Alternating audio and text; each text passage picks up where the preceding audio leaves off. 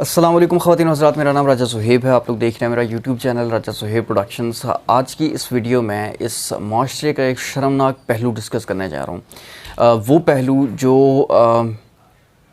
कुछ टाइम से इग्नोरेंस की वजह से अब तकरीबन हमारे माशरे का नासूर बन चुका है। और अलमिया ये है कि इस घिनौने जराइम को रोकने के लिए और इस नासूर इस कैंसर का ख़ात्मा करने के लिए हमारा जो पाकिस्तान का निज़ाम इंसाफ़ है, निज़ाम कानून है और बिलख़ुसूस जो पाकिस्तान की रियासत है, वो इस तरह के घिनौने जराइम को रोकने में बेबस नज़र आती है। बेबस इसलिए कहूँगा कि अभी तक इस तरह की कोई इफ़ेक्टिव कानून साजी नहीं की गई कि इस तरह के जराइम में मुलविस लोगों को कैफ़रे किरदार तक पहुँचाया जा सके या उनको माशरे के लिए निशाने इबरत बनाया जा सके। जी हाँ, मैं बात करने जा रहा हूँ पाकिस्तान में ज़्यादती के बढ़ते हुए केसेस की, बच्चों के साथ और ख़वातीन के साथ, और अब तो नौजवान भी इसकी लपेट में हैं। पहले कुछ गिने चुने केसेस रिपोर्ट हुआ करते थे पूरे पाकिस्तान में, कभी कोई शादिर नादिर हरासमेंट का केस रिपोर्ट होता था, वो भी किसी खातून की। अब तो आज कोई ऐसा ख़बरनामा नहीं है, डेली या वीक में कम से कम 3 से 4 केसेस ऐसे जो रिपोर्ट किए जाते हैं, मीडिया रिपोर्ट करता है और पाकिस्तान के तूलो अर्ज़ से ये केसेस रिपोर्ट होते हैं। लेकिन इनका सद्देबाब करने के लिए आज तक कोई ऐसी इफ़ेक्टिव कानून साजी नहीं की गई। ज़ैनब अलर्ट के बिल पास तो हुआ, लेकिन उसमें कोई ऐसी सज़ाएँ नहीं दी गई जिनकी बिना पर ये कहा जा सके कि शायद इसका कुछ सद्देबाब हो सके, इसको रोका जा सके। रिसेंटली एक वाक़या पेश आया 2 से 3 दिन पहले, अदालत में ज़्यादती के मुजरिम के साथ ज़्यादती का शिकार होने वाली लड़की का निकाह करवा दिया गया और अदालत में मिठाइयाँ भी तकसीम की गई।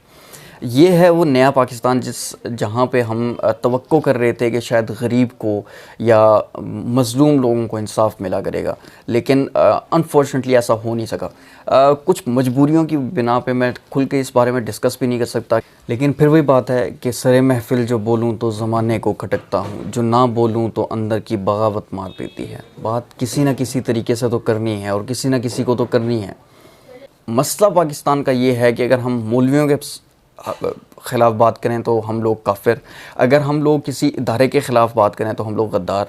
फ्रीडम ऑफ स्पीच या फ्रीडम ऑफ एक्सप्रेशन का जो नारा लगाया जाता है, वैसी कोई ऐसी चीज़ नज़र नहीं आती। लाइक आप खुल के बात नहीं कर सकते, आप खुल के अपना पॉइंट ऑफ व्यू नहीं दे सकते, तो ये फिर कैसा फ्रीडम ऑफ एक्सप्रेशन है। उसके लिए मैंने एक नज़म चूज़ की है जो मैं आप लोगों को दिखाने जा रहा हूँ। इसमें आप लोगों को तकरीबन आज के पाकिस्तान का अक्स नज़र आएगा। सारी वो बातें कही गई हैं जो आज मैं कहना चाह रहा हूँ।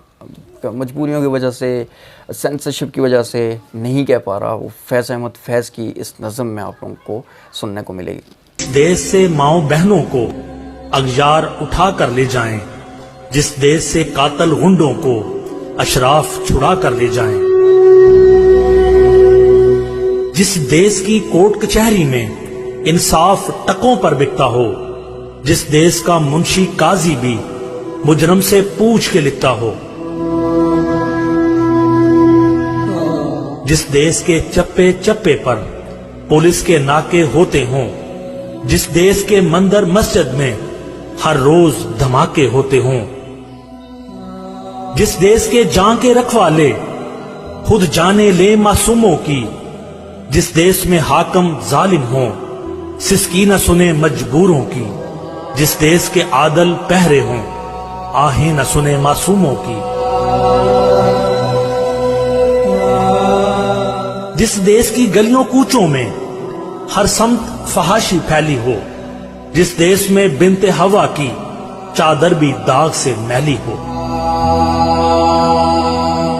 जिस देश में आटे चीनी का बुहरान फलक तक जा पहुंचे, जिस देश में बिजली पानी का फुकदान हलक तक जा पहुंचे,